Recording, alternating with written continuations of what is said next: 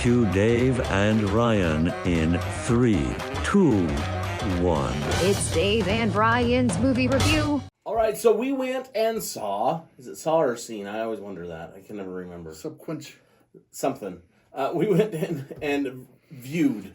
There we go. We viewed the new Mission Impossible Final Reckoning. What is it? 8? Yeah. The 8th one in the series. You've got Tom Cruise. Haley Atwell is in this. Simon Pegg is in this. Esai Morales is back. Palm Clemteef, I believe, is her name. She was in the other one as well. And a whole cast of characters is back for this one.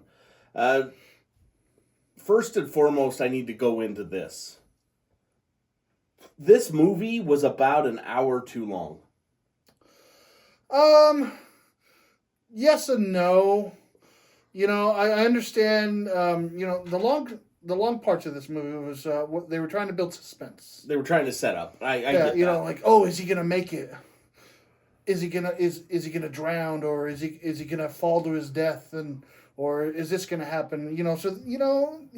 That takes patience. We'll try and take a Patience. we'll try and have a spoiler-free approach here, but everybody dies.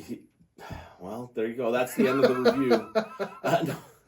If you remember back to the last one, he found the key, that cruciform key at the end. And it all deals with the entity, which is this AI source that is slowly starting to take over all these systems in the world. Is that? It's an AI. It's AI. And so he has to go and find the source code for this AI that was in that submarine from the last one, and boom, there you go. There's the adventure begins, I guess. And there was a lot of booms in this one. There was a lot of booms in this one. He has to, first kind of get the federal government to let him do what he needs to do, I guess, so to speak. Yeah. He intentionally gets himself captured so he can plead his case and go do that. I will say the action sequences in this one were pretty good, but you definitely could see Tom Cruise's age show in this one. Yes. He is starting to get up there in age, and that's okay. It happens to the best of us.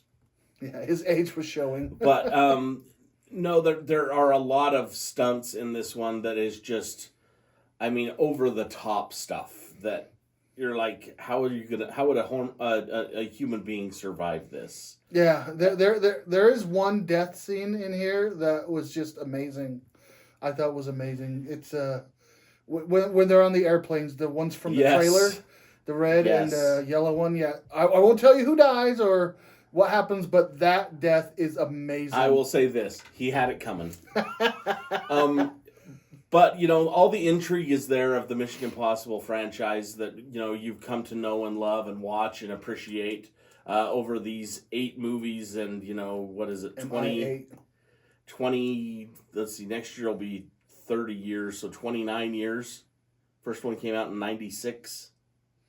Yeah. So... Well, with the one character from the very first movie that you didn't even realize who he was or what he was. He was just, in the first movie, he was just kind of some rando. And now he played a very significant role. Very significant role in this one. And everybody in the movie knew who he was. Yeah. And the thing, how they kind of tied everything, every single movie was tied together. It absolutely was. And they kept saying that. The trailers kind of fed into that, is that everything that you have done has led to this moment. Yeah, and they explained everything. And it went into detail on everything that has happened from the first movie to this one that is the final movie? I don't know. They left it wide open.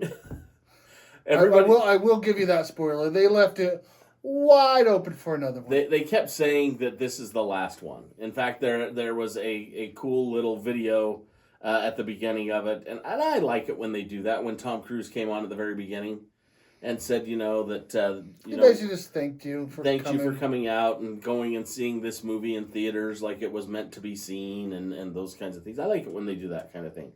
But yeah, I don't think this is the last one. I really No. don't. I would put money on it that it's not.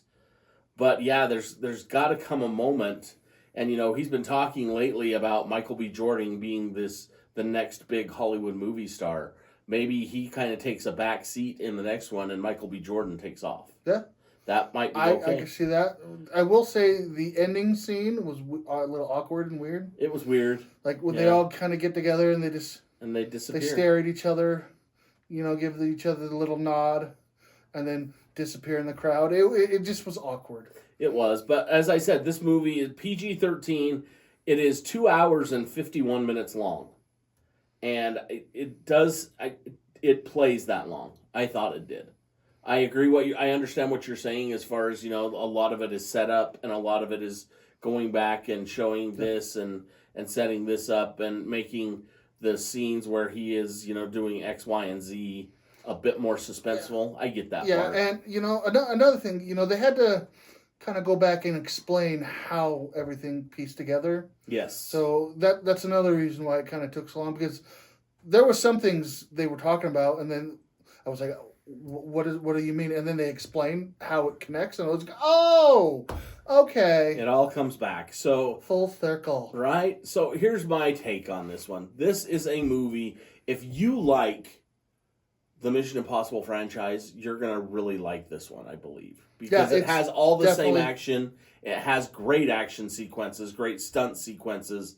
I'll let you speak to the camera work and all that stuff. But I would definitely set some time aside and go see this one, because it is a great way to kick off the summer movies.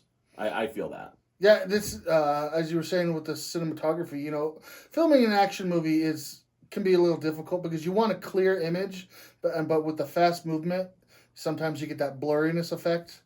But with technology today, you got the high frame rates that captures everything, and that's how you see Tom Cruise struggle to run so much. Oh, the look! Did you see the look on his face when he was running? I don't understand him running. I just don't get it. But I thought he was gonna have an aneurysm. He was like, ah, ah. Maybe he's learned. How old is Tom Cruise? I have no idea. He's got to be in his late 50s. It's older than me. That's saying something. Okay. All right, so I'm gonna give this one. I'll give it 4 buckets of popcorn. It was a good, like I said, it was a good kickoff to the summer movie season. 4 out of 5 for me. I'll give this one. I did like it. I thought it could have been better in some spots. There's just some spots where I was sitting, just for me, I was sitting there, I was like, he's not gonna die. It's too soon. That's not gonna happen. So it is some scenes are a little predictable because you know he's gonna live, right? Because halfway through the movie, you still got another 2 hours or an hour and a half left. But yeah, so overall, I'm gonna give this one 3. 3 out of 5 buckets. Not a bad flick. So go check this one out in theaters now. Mission Impossible: The Final Reckoning. All right, when we come back, we're going to be talking about the entire Mission Impossible franchise. We just saw the number 8 one, so we might as well go back and talk about the other ones. Sound good? Yeah. Sounds good when we return on Dave and Ryan's Movie Review.